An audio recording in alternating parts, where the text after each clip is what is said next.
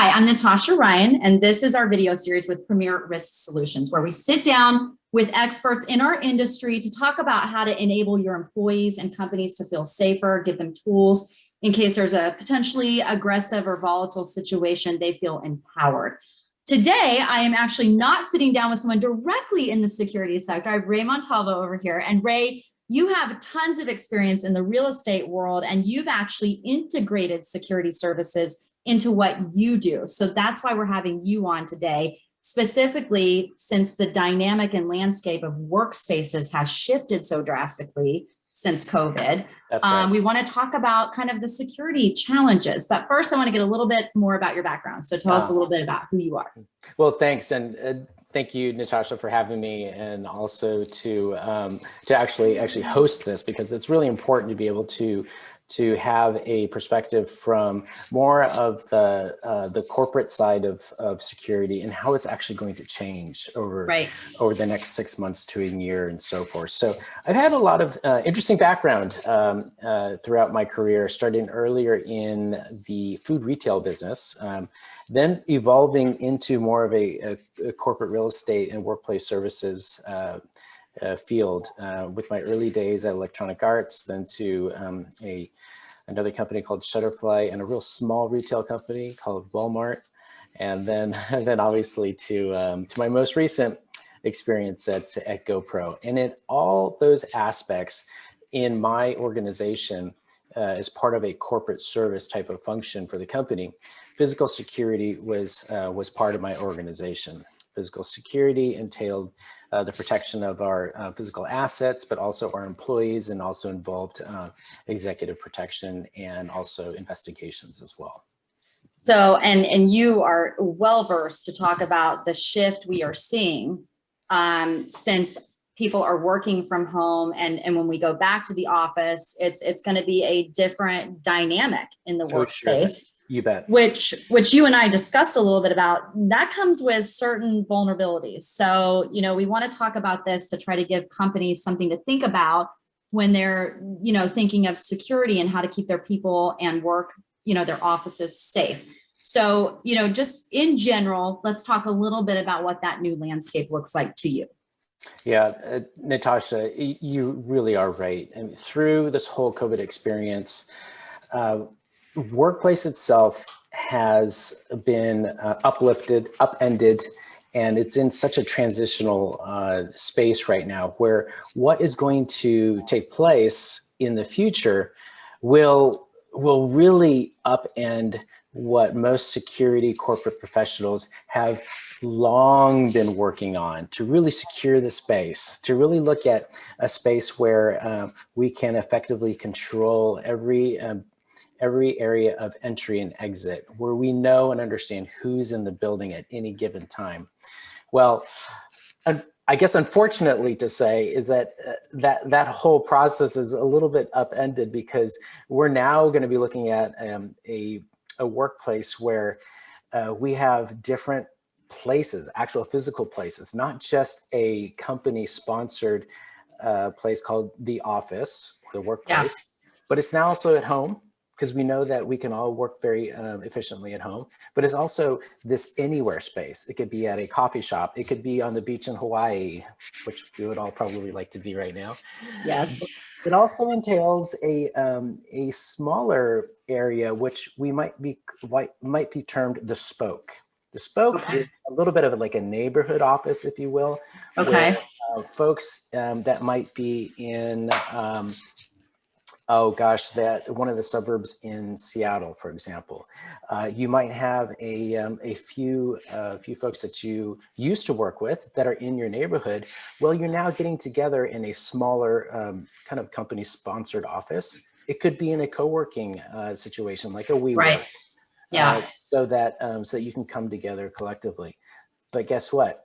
We now have companies' assets. We have our people in different parts of anywhere in the world, which will pose a significant challenge to security professionals. Yeah, because, as we get into this and the vulnerabilities, one of the things that you and I discussed that made a lot of sense to me is now you have a more collaborative environment, as you described it, but that means people are coming and going more at leisure, which means you don't even have a good perspective on schedules. So how do you staff security if it's up in the air like that? What are some of, what are some of these vulnerabilities that you're noticing already? Well, we can only look back to last year to see what took place when there was a mass exodus away from the office. Right. What took place then? Everyone grabbed their laptop. They grabbed their company asset and brought them home.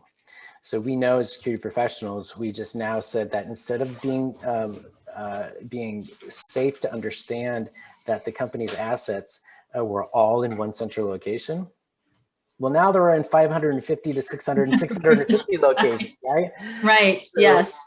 It's been pretty challenging and pretty daunting, but I will tell you, as we look forward into the future, we're going to need to rethink about what we do in terms of protecting those assets, and also re-educating our employees, because it took a couple of years to be able to re-educate employees, to have them realize that if they leave their laptop on their desk unattended and untethered, it could walk away, right?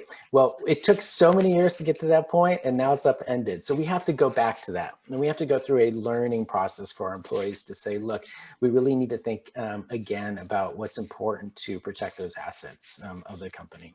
And food for thought. I mean, when you really think about this, and we discussed this in another video I did, and it was fascinating to think about how much a laptop is actually worth, because you have to consider the intel on that laptop, the training, and just all of it. I mean, that can add up to hundreds of thousands of dollars just in lost laptops for a company.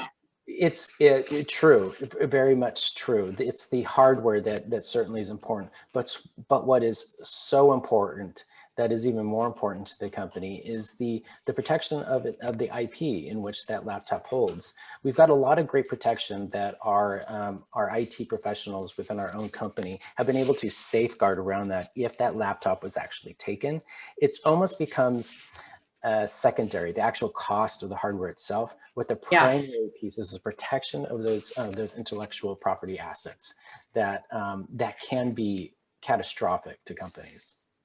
And, with more people wanting, just a more organic experience, natural surroundings, you're starting to see people gather in outdoor spaces. I mean, how have you noticed, any spaces that you've maybe looked at or had to deal with that present a real security problem? Oh, sure. Absolutely. The overall benefit is that outdoor spaces become more of a gathering spot for employees. They feel a lot more collaborative. And in most cases, we have a good number of days within the year in which the climate affords us to actually have a solid experience without the rain or the snow or what have you.